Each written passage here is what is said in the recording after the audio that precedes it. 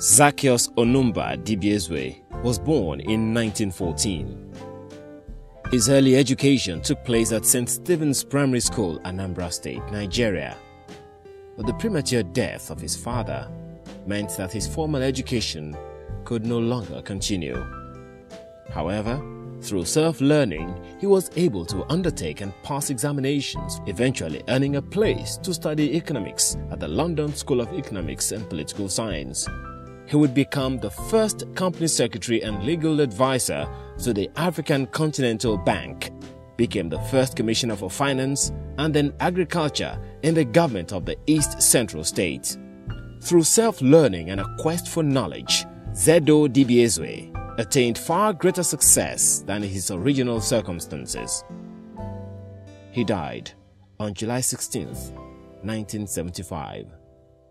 When late Zacchaeus Onumba Dibiezwe died, his children were still quite young. But when it came, and so as we do in Nigeria, you have this situation where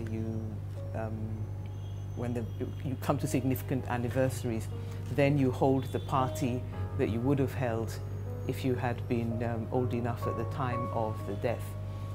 But in the case of late Zedo Dibiezwe, his wife and his daughters felt that, look, rather than have something very temporary like a party which everybody dresses up to come and eat in public, why not do something that's more meaningful in terms of his life? And what was the meaningful thing in terms of his life?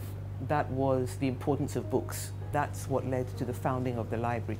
Of course, in his practice as a lawyer, he had acquired some properties, so the initial library was founded in one of those properties at Awolowo Road. Our mission at Zacchaeus Onumba Dibiezwe Memorial Library is to provide channels where people can access information and learning tools.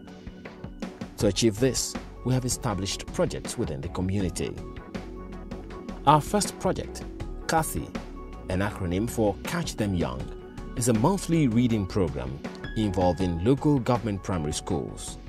Every month when the schools are in session, we have 26 children from the school who come to the library. They're introduced to the library itself.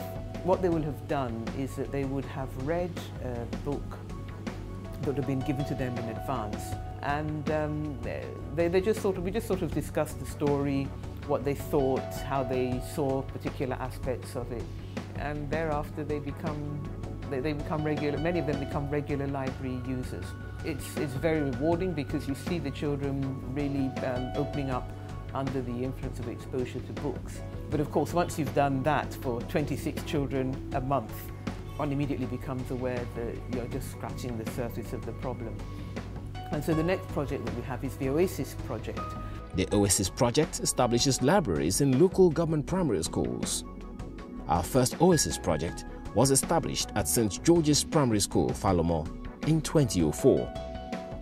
Since then, libraries have been set up in Hope Primary School, Jinodu Primary School, Ikoyi Primary School, and Army Children's School. Our first digital learning center was established in April 2011 at Iriti Junior High School and has over 20 computers, all connected to the internet and used by the school community to access information on the web.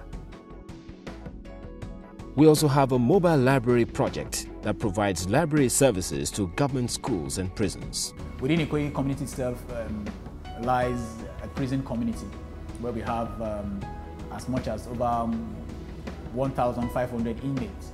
Some of them are sitting for one or two examinations, exam examinations like WAEC, like JAM, like Open University entrance examinations, and some are just reading for pleasure. And so it meets our objective.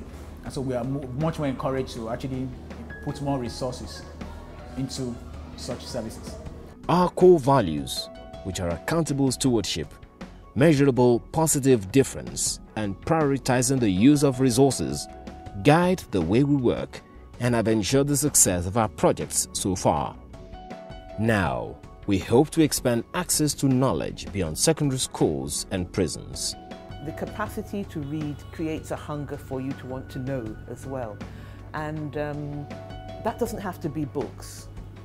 And that's really what the expansion is. What we're planning to do with the website of Zodml is to bring not just the internet to it's not just to say that people have access to the internet, but also to bring the internet to Nigeria, or to make Nigeria part of the internet. Zodml was a man who knew that if he ever hoped to rise above his humble beginnings, education would be the key. Our vision is a Nigeria in which everyone has the ability and resources to educate themselves.